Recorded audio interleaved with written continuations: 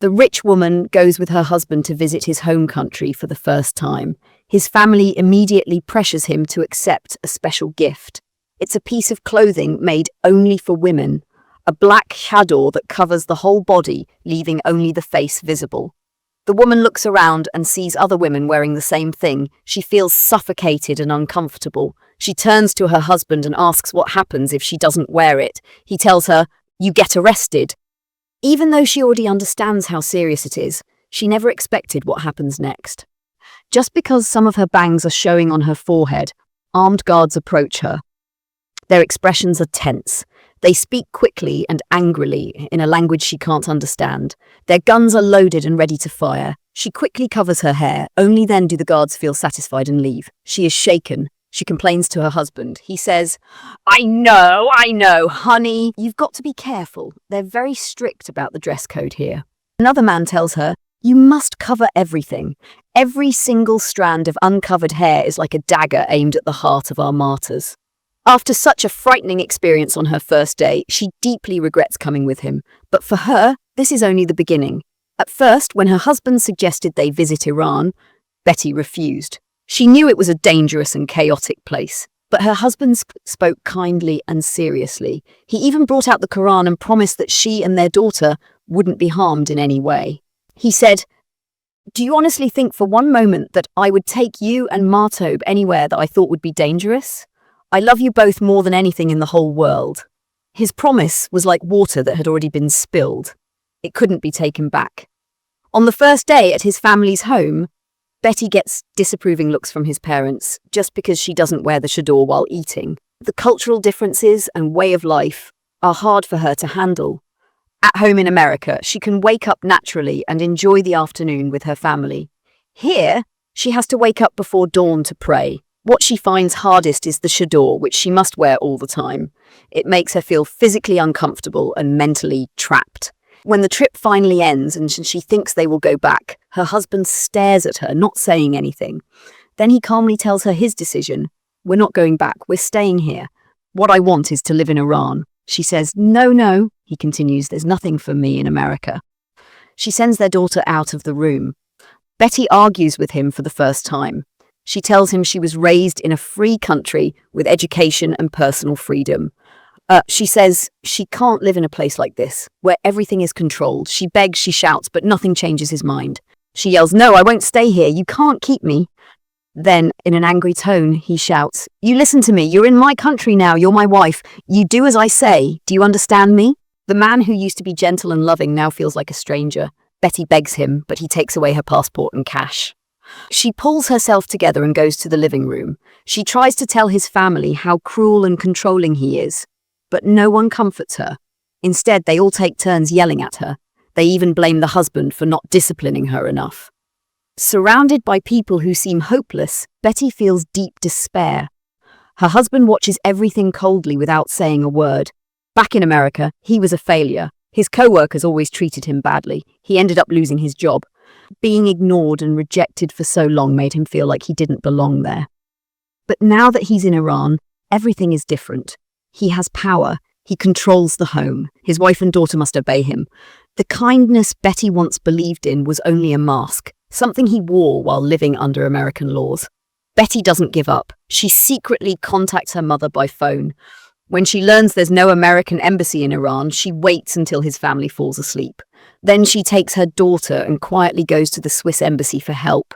But things don't go the way she hoped. When the staff learn that her husband is Iranian, their friendly attitude suddenly changes. She speaks to a female embassy official who tells her something that hits her hard.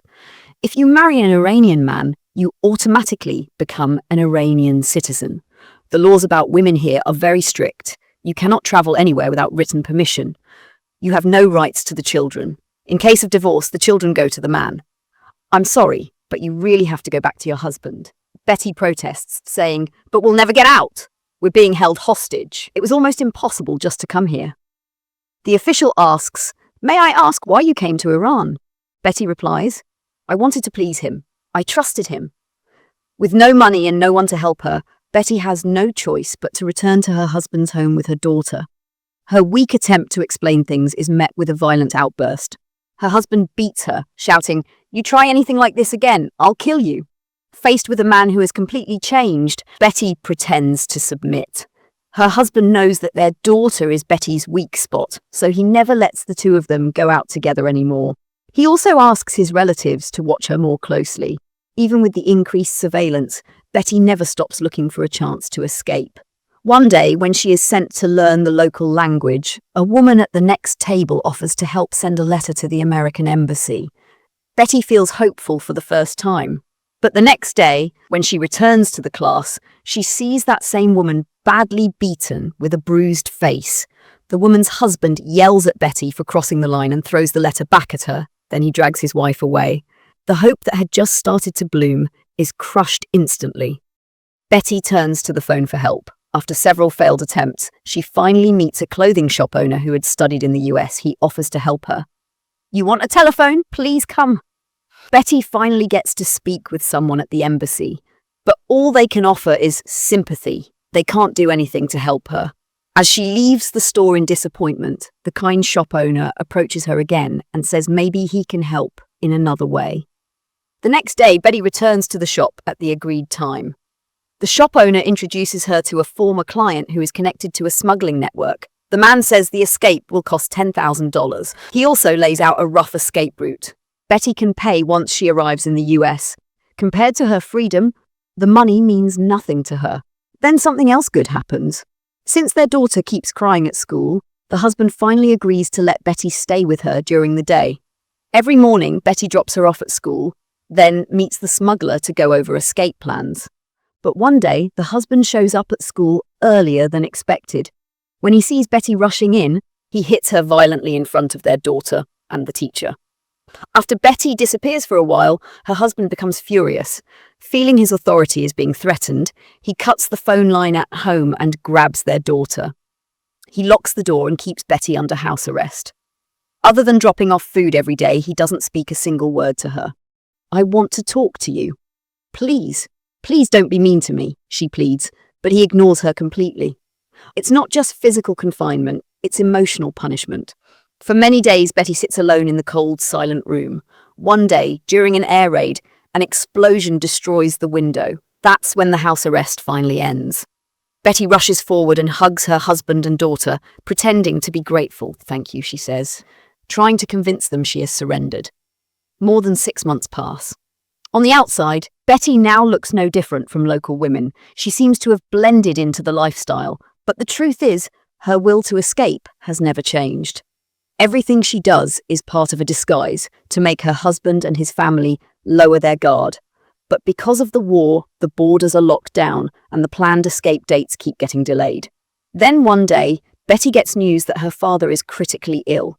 To her surprise, her husband tells her she can go back to America to visit him. "Tell her you can see him. Tell her now," he says. That night, Betty carefully asks if she can take their daughter with her. This made the husband furious, just as expected. He finally revealed his true reason for letting Betty visit America. He wanted her to go there so she could sell their house. With their daughter still in Iran, he wasn't afraid Betty wouldn't come back.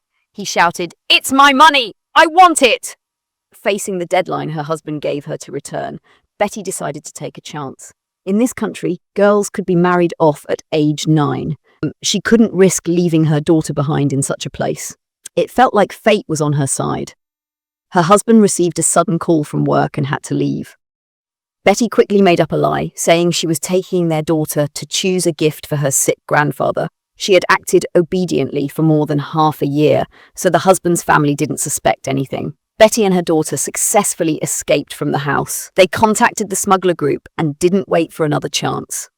They had to go right away. Betty knew this escape might cost her and her daughter their lives, but she still made the decision. As a woman with a higher education, she could not live in a place where she had to cover her face just to survive. She would rather die than give up her freedom. She also couldn't accept her daughter growing up in such an environment. With help from the smuggler, Betty avoided patrols on the streets. They crossed through an empty highland. But when they stopped to rest, the man who was transporting them suddenly grabbed Betty's passport, her wallet, and her jewelry. Betty was too afraid to fight back. Luckily, the man didn't abandon them. After crossing dangerous areas controlled by armed groups, he brought them a horse. There was only one final stretch left before they would reach the Turkish border, where they could ask the US Embassy for help. The road was rough and the mountains were steep. The air was thin, but Betty stayed strong because she believed in what she was doing. After meeting with their Turkish contacts, the driver handed Betty a small bag. He pointed at it and said in broken English, "For you." Betty opened the package in the car and was shocked. Inside were the things he had taken from her earlier, her passport, her money, and her jewelry. He hadn't stolen them. He had just kept them hidden until it was safe. Keeping those things during the escape could have gotten them caught. Filled with gratitude, Betty finally reached the American embassy in Turkey. When she saw the US flag, she smiled. Her face showed a mix of emotions, relief, pride, and deep sadness. This movie is based on a true story. Many women and children are still trapped in foreign countries against their will. After escaping, Betty became a writer and speaker. She dedicated herself to helping others who had been through the same suffering.